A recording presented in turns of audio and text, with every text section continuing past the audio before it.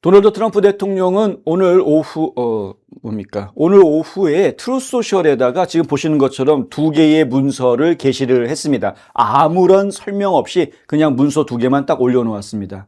이게 지금 어제 저녁에 대국민 연설에서 2020년 대통령 선거에 부정행위가 있었고 그 같은 사실을 정보당국이 미리 파악하고 있었음에도 불구하고 보고 내용이 조정되고 은폐됐다. 이러한 주장을 펼쳤었는데 그 대통령의 어제 주장을 뒷받침하는 여러 자료들이 백악관 홈페이지를 통해서 공개가 됐었습니다. 공개된 자료가 수백 페이지가 넘는데요. 그 중에 딱 두 개의 문건을 골라서 콕 집어가지고 트루소셜에 오늘 딱 공개를 한 겁니다. 자, 한쪽 문서에는 미국 국가안보국 NSA라고 하죠. NSA의 기밀 해제 이메일이 등록이 됐습니다.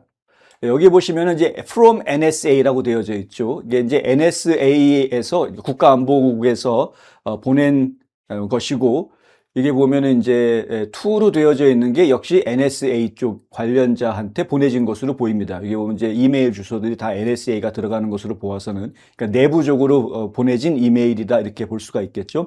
그리고 이거 이제 기밀로 처리가 되어져 있는 것이고요. 여기에 보면은 이런 말이 나옵니다. 중국 및 북한 전략 평가를 담당하는 한 분석가가 이런 말을 하는 건데요. 우리는 선거와의 직접적인 연관성을 피하기 위해서 보류 중인 대통령 1일 브리핑, 그러니까 PDB라고 부릅니다. Presidential Daily Briefing이라고 해가지고요. 근데 PDB라고 하는 이 내용을 의도적으로 조작했다. 영어 표현으로는 마사지했다라고 지금 쓰고 있는데요. 마사지라는 건 결국 주물렀다라는 얘기 아닙니까? 예. 그러니까 대통령한테 매일 보고되는 1일 보고가 있는데 그 내용을 의도적으로 조작했다라고 밝히고 있습니다. 야, 이게 상당히 심각한 내용이죠. 이제 기본적인 배경을 설명을 드리자면 미국에 총 18개의 첩보부서가 있습니다. 정보부서가 18개가 있는데 그 18개 정보부서들의 각각의 첩보를 매일매일 수급해가지고 전부 다 보내오는 것이 DNI, 국가정보국입니다. 그 DNI에 그 정보들이 다 모이게 되면 DNI에서는 그 내용들을 추려서 중요도 순서로 정리해가지고 우선순위를 매겨서 대통령한테 매일 1일 첩보 보고를 하게 되어져 있습니다. 정보 보고죠.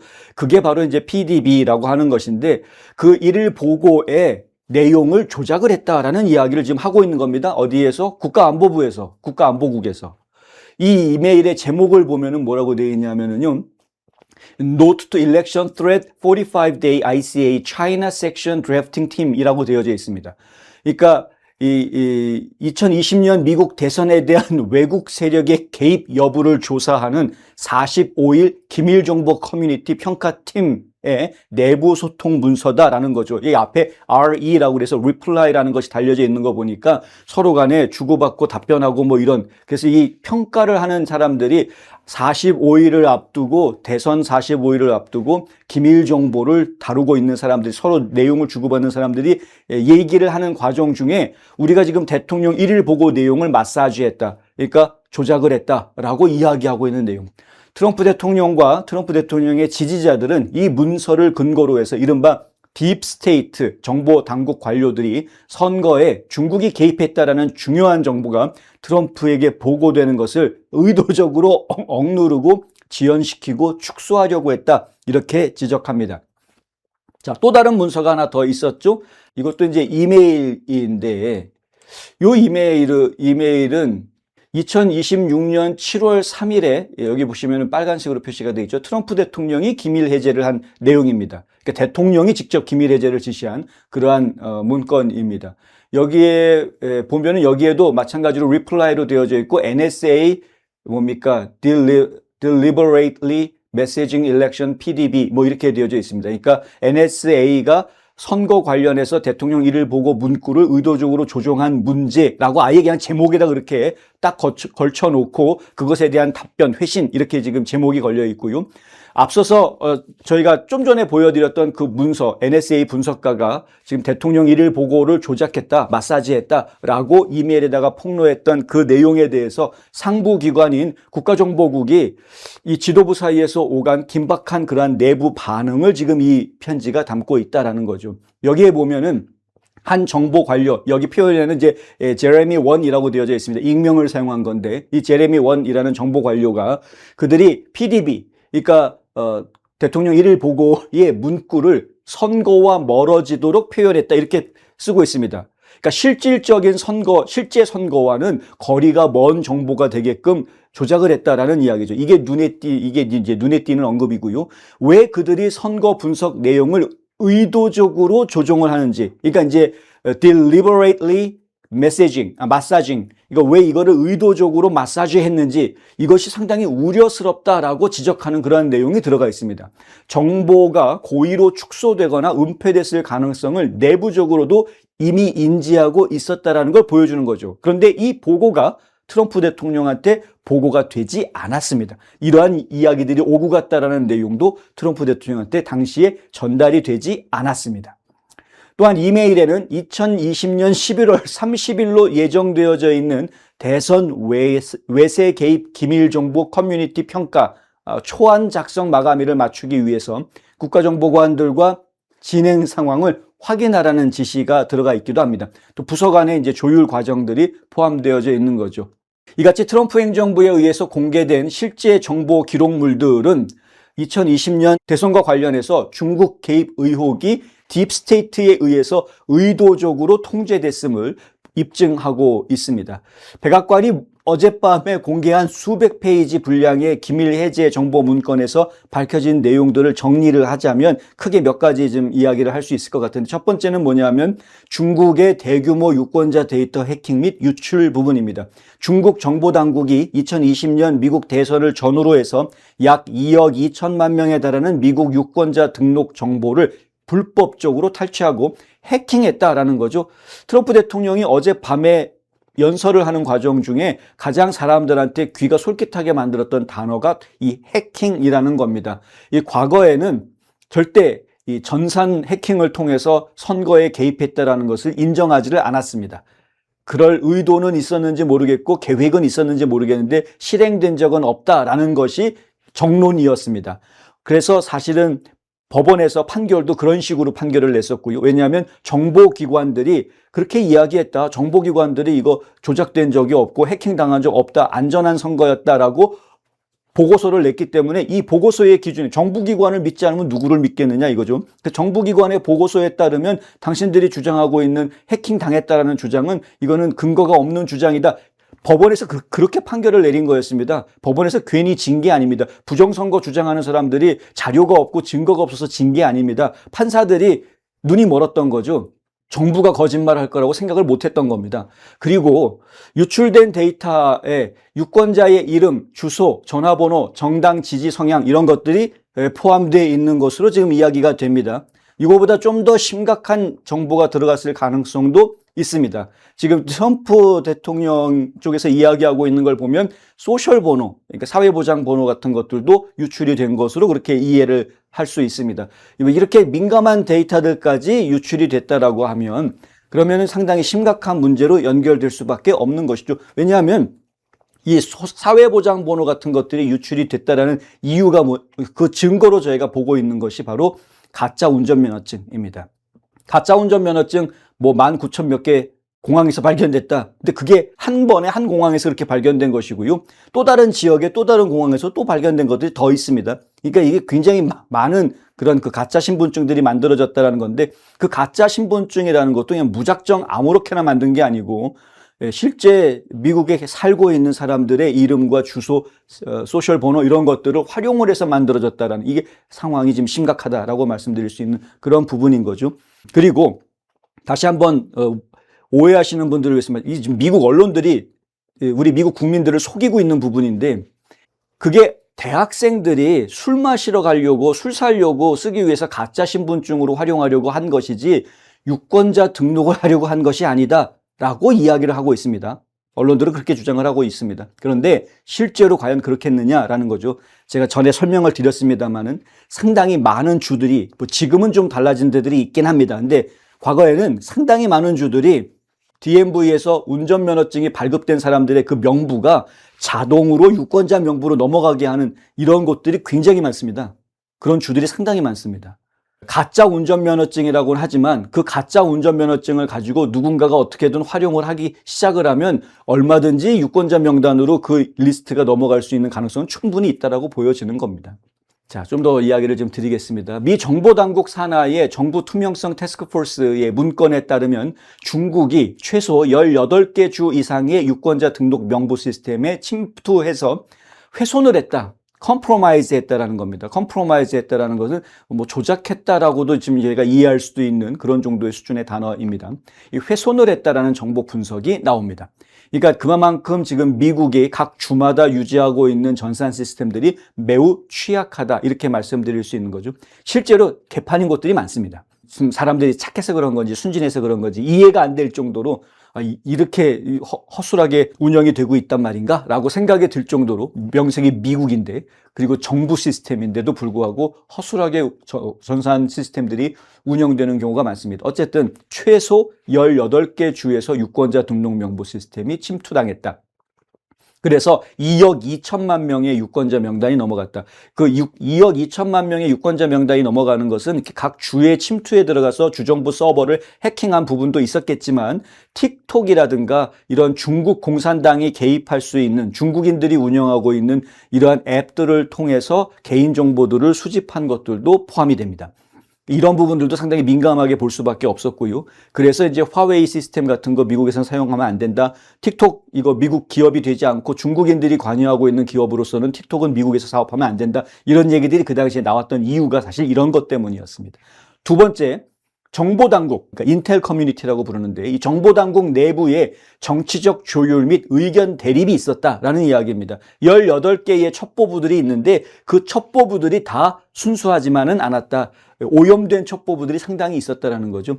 2020년 당시에 국가정보국을 비롯한 정보 공동체에는 공식적으로 중국이 선거 결과를 바꾸기 위해서 은밀히 개입할 의도가 없다라는 결론을 내렸었습니다. 하지만 이번에 기밀 해제된 내부 이메일들을 보면은요, 정치적 임명직 관료들과 실무 분석가들 사이에 격렬한 어조의 조율이 있었다. 이걸 프레이밍이라는 단어를 사용하고 있는데 이게 무슨 얘기냐면 실무 담당자들은 정치적 색깔이 없는 사람들을 이야기하는 것이고요. 실무 담당자이기 때문에 그냥 본인이 팩트에 근거해서 분석한 자료를 얘기하는 것뿐입니다. 이거 자료를 보니까 중국이 지금 우리 미국 선거에 개입을 하려고 준비하고 있는 것 같습니다. 라든가 정황이 보입니다. 라든가 이런 보고들이 있는 거고요. 그런데 그것에 대해서 야, 이거 말도 안 되는 소리 하지 마. 언제 이거 가지고 뭐 그렇게까지 뻥 튀겨서 얘기하려고 그래. 이걸 그런 식으로 해석할 필요까지는 없어라고 은폐하고 덮으려고 했던 윗선이 있었다. 그 윗선은 어떤 사람들이었느냐? 정치인들이 임명해 준 사람들이었다라는 거죠. 국민들이 뽑아준 사람도 아니고 그 조직에서 잔뼈가 굵어서 올라간 사람도 아니고 그냥 정치인들이 임명해 준 사람들. 그래서 고위 관료가 되어져 있는 사람들. 이른바 딥스테이트들, 이들이 지금 그러한 조율 작업에 나섰다. 프레이밍이라는 걸 했다라는 건데 프레이밍을 했다라는 이야기는 틀을 짜줬다는 이야기입니다. 왁구를 짜준 거죠. 예. 왁구를 딱 짜주고 틀을 짜주면서 이 틀 안에서만 얘기해. 요 틀을 벗어나는 거는 다 잘라내버리겠다는 이야기죠. 그래서 부정선거 얘기 나오면 뭐 중국이 개입을 하고 그거는 틀 밖으로 벗어난 이야기. 다 잘라내. 그래서 시각을 좁혀놓는 겁니다. 그리고 보고들이 충분히 들어왔음에도 불구하고 그 들어온 보고를 윗선으로 올려보낼 때에는 그 틀 밖으로 벗어난 내용은 잘라내버리고 틀 안에 있는 내용들만 가지고 보고를 하는 이러한 일들이 벌어졌다. 그게 정치적 검열이었던 거죠. 정치적 검열이 이루어졌던 겁니다. 첩보부서들 안에서.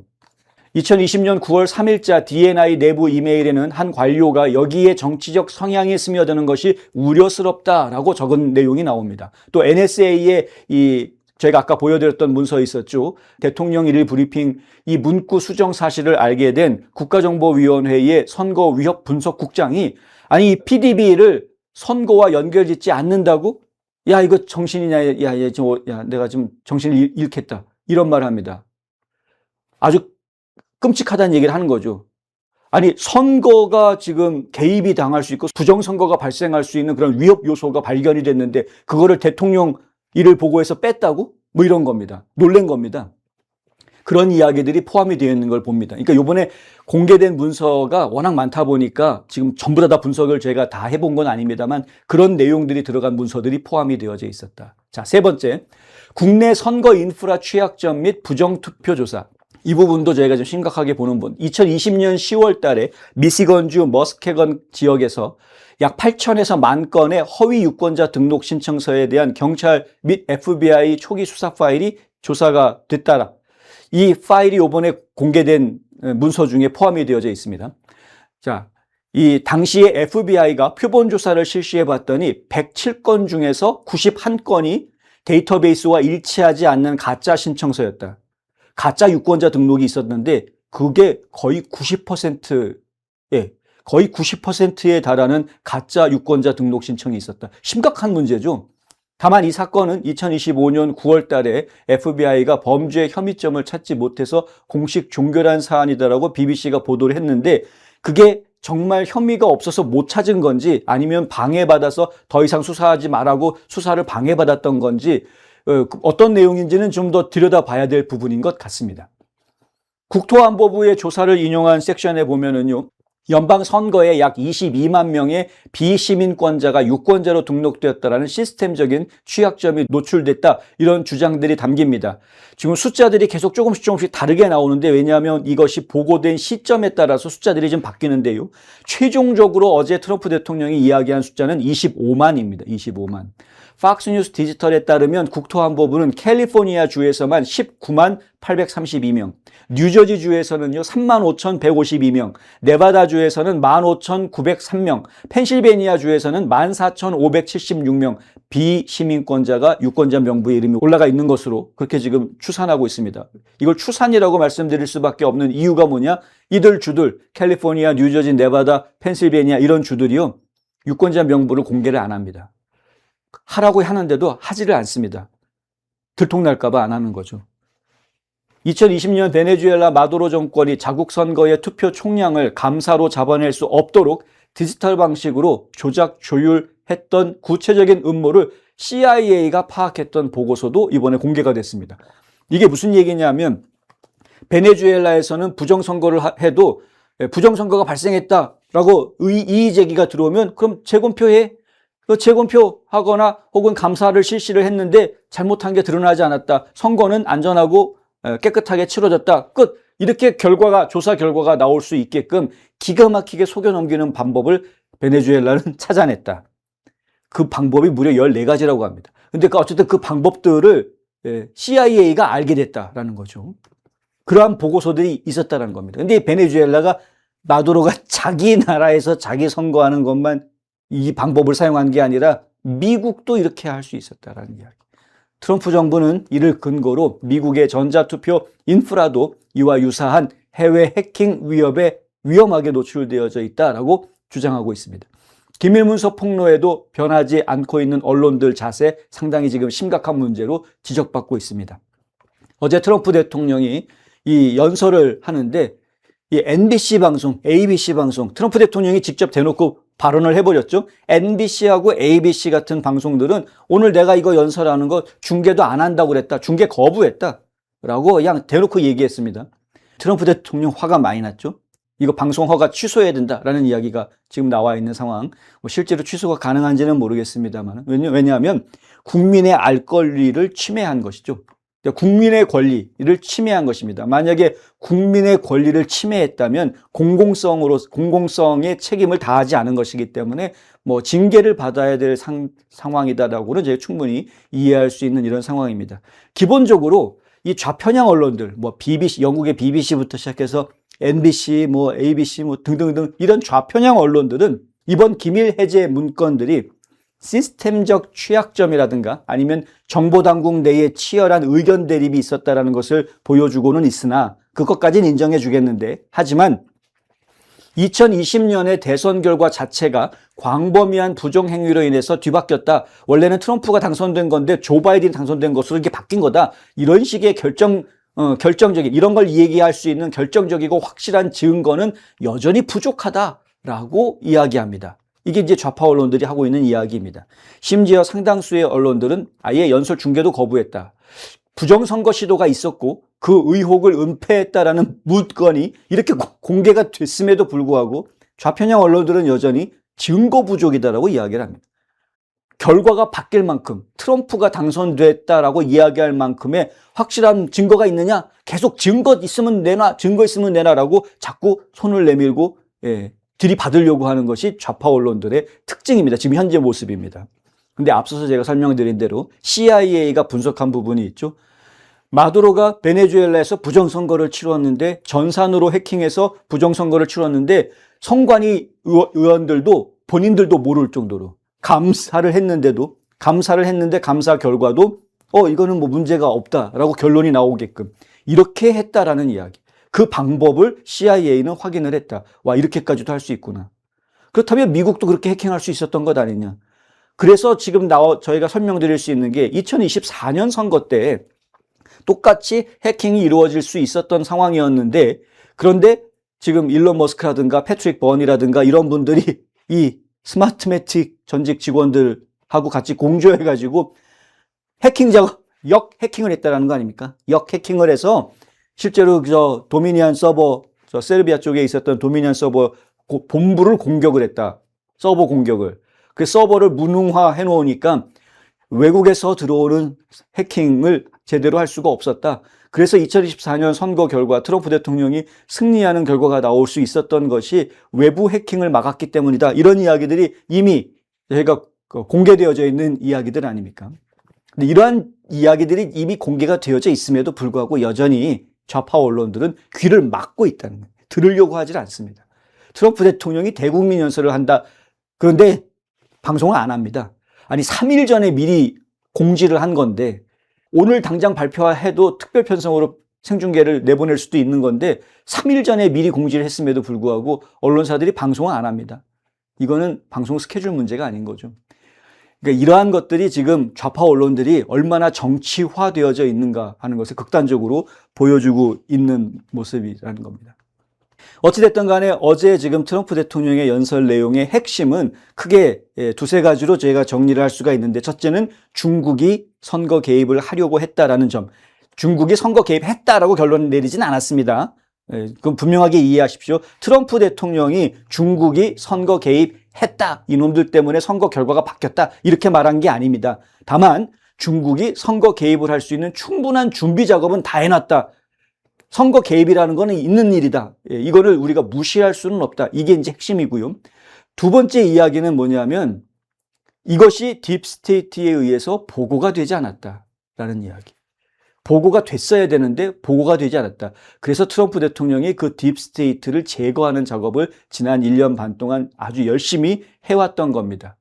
처음에 많은 분들이 일론 머스크가 이끌었던 정부 효율성 부서에 대해서, 다치라는 정부 효율성 부서에 대해서 기억을 하실 텐데, 예산을 줄이기 위한, 정부가 낭비를 하지 않기 위한 그러한 예산 줄이기 차원의 캠페인으로 생각을 하셨을 겁니다. 그런데 그것만이 목적이 아니었던 겁니다. 그 과정을 통해서 이런 딥스테이트들을 제거하는 작업들이 이미 진행이 됐던 것이었고요. 그리고 이제 카시 파텔이라든가 이런 사람들이 안에 들어와서 실제로 tulsi 게버드도 마찬가지고 첩보부들 안에 들어와 가지고 실질적으로 첩보부 안에 있는 딥스테이트들을 제거하는 작업들이 진행이 되어 온 겁니다. 근데 tulsi 게버드가 한계에 부닥치게 됐고 팸 번디 법무장관도 한계에 부닥치게 되니까 지금 선수 교체를 해가면서 그 일을 지금 계속 추진하고 있는 그러한 상황을 저희가 보고 있는 겁니다. 이러한 딥스테이트 제거 작전이 잘 진행되고 있는 것까지는 좋습니다. 그런데 이제 한 가지 넘어야 될 마지막 산이 하나 남아있는데 그것이 바로 언론이다. 언론의 벽. 이 언론들, 완전히 좌편향 되어져 있는 이 언론들을 어떻게 잡느냐가 이제 트럼프 행정부가 부정선거와의 싸움에서 넘어야 할 어떤 세 번째 큰 산이 되어져 있는 이러한 상태입니다. 그 외에 또 하나의 산이 당장 있기는 하죠. 세이브 아메리카 법안을 어떻게 통과시킬 것인가. 지켜보도록 하겠습니다.